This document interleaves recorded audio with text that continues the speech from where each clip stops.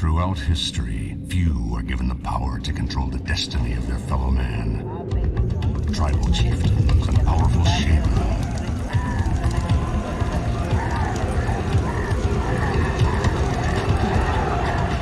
Admirals and captains.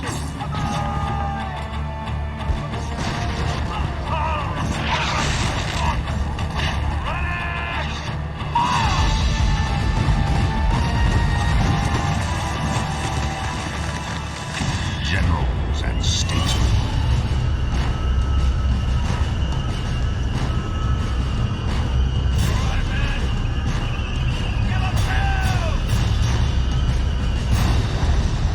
Warriors and tyrants.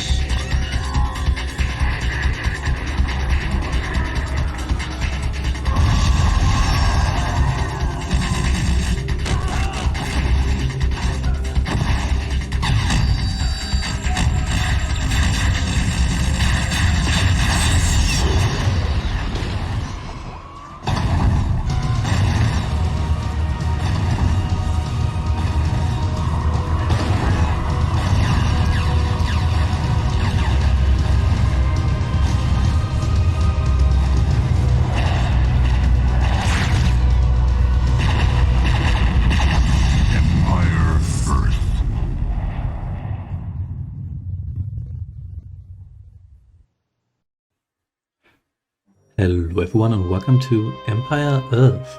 Welcome to the Phoenician campaign. Late in the 3rd millennium BC, Canaanites from the area near Galilee traveled to the Mediterranean coast looking for new land. There they began a settlement which would become the great Phoenician trading city of Tyre. In this scenario, you play the Phoenicians, who are about to found their new civilization. When the game begins, you will have control over 3 citizens, the first citizens of the Phoenician civilization. You must lead these early Phoenicians west to the sea and learn the basic skills of survival. These skills include basic movement, constructing a capital, and gathering natural resources, which your civilization will need to grow. The fate of the Phoenicians is in your hands.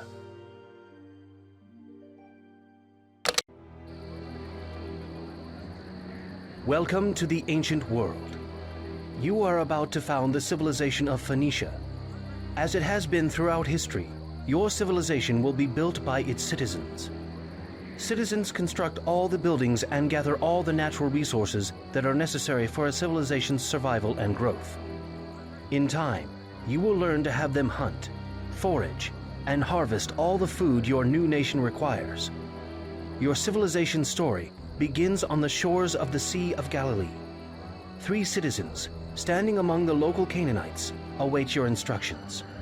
Select all 3 by left-clicking on the ground near them, and while holding in the mouse button, dragging a box around them. Then release the button. This is called lassoing units.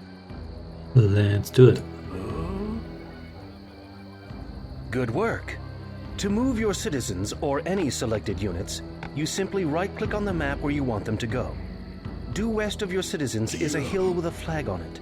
This is where your citizens will start to build their civilization. To find the hill, move your mouse pointer to the left edge of the screen. The map will scroll in that direction. Scroll the map over to the hill. You can also use the mini-map at the bottom right of the screen to help you find the hill. The mini-map is a representation of the entire map. It is mostly black because you haven't explored much of the map yet, but the hill is visible as a greenish spot near the center of the mini-map. Once you have found the hill, order your citizens to walk to it. Make sure your citizens are still selected, and then right-click next to the flag on the hill. As your citizens move towards the hill, the black areas of the map along their path are revealed. You can watch their progress on both the main map and the mini-map. Notice that the buildings of the Canaanite village you just left are still visible, but the people are not. The people are shrouded by the fog of war. This simply means you cannot see what they are doing when no one from your civilization is there to look at them. This game here is a little bit like maybe Rise of Nations, Age of Empires, and a couple of other games from this era here. It hasn't aged that well visually, but it does have a core feature of leading various civilizations through all the ages, from the Stone or the prehistoric age here. Stone Age is actually a different age, all the way to the future, but we are going to get to that. Looks like two canine children here have joined us, and you look terrifying. You look extremely creepy. Good. You've reached the hill. On this hill, you will construct a capital building for your new city. Select one of your citizens by left-clicking on him or her. Let's do it. To build a capital, click on the capital button near the bottom of the screen. A ghost capital appears to help you choose a location for the building. If the ghost is tinted green, it means you can build the capital there. If it is red, it means the capital cannot be built on that spot. Try moving the ghost building around a little until it appears green. When you choose a location for the capital, left-click to place the foundation for it. Your citizen then walks to the foundation and begins constructing the capital. Constructing a building goes faster with more workers on the job. Select your other two citizens by dragging a lasso around them. Then, right-click on the construction site. Notice that the mouse pointer becomes a hammer over the site to indicate that your citizens can perform an action there. Good. Inflate that bouncy castle. Your capital is finished. Well done. Notice that your citizens have automatically started collecting wood. This is because the trees were the closest resource to your capital. You can tell your citizens where to collect resources. Select a citizen and right-click on a different tree. Note that the pointer changed to a bucket over the resource site.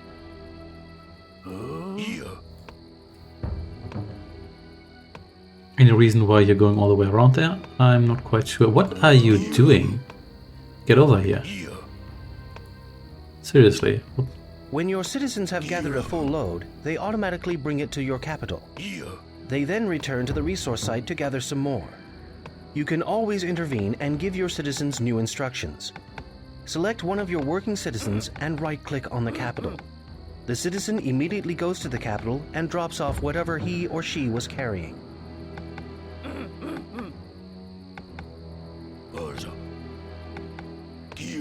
Gathering resources is essential to the survival of your civilization. Eventually, you will gather gold, stone, and other resources in exactly the same way. Your current resource inventories are shown in the bar that runs along near the bottom of the screen. Nice, nice, nice, nice.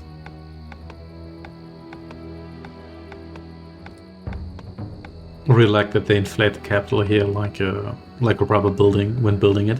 I guess it's one way to do a 3D build-up animation.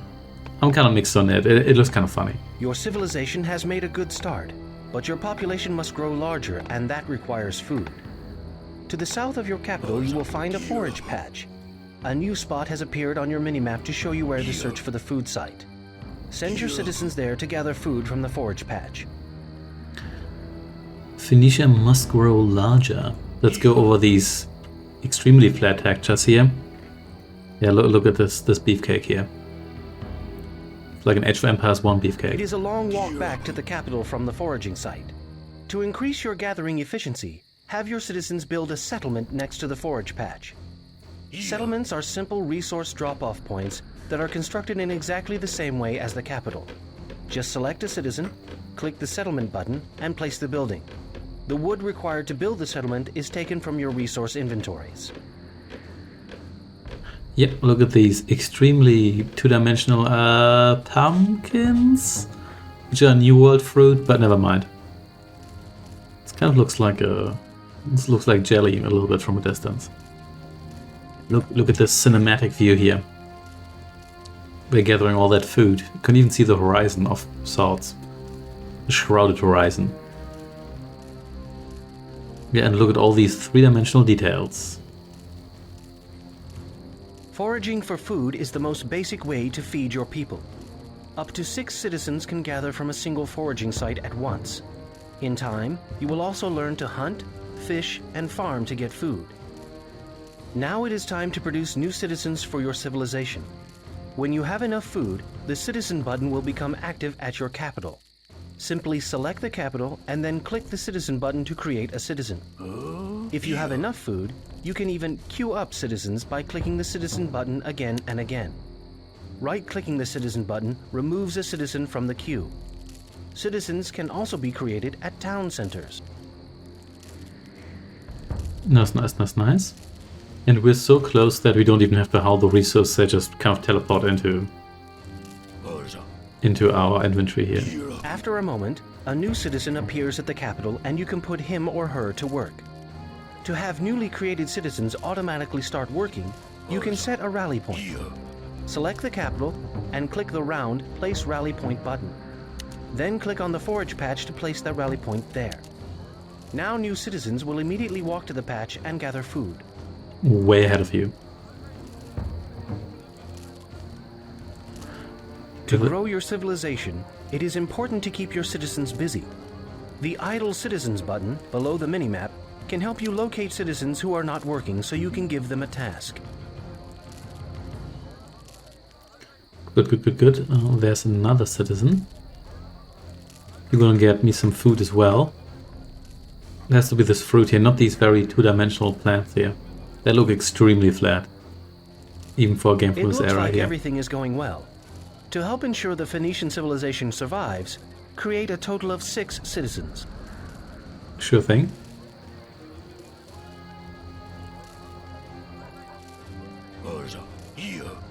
There we go indeed. Let's train one more of you.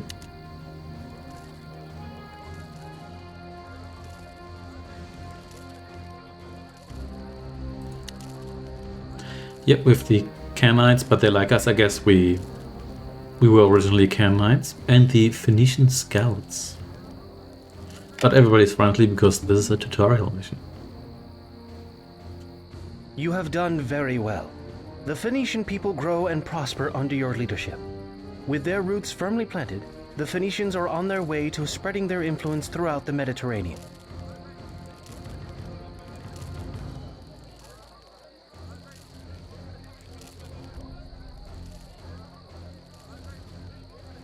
Excellent, and let's look like we won. What do we actually have down here? Oh, it's just some children, but that's okay. So this will conclude this game here. Yes, we would. And there we go. We're the winner on all fronts except for Epoch, but that's okay. I shall see you next time. Thanks for watching and take care.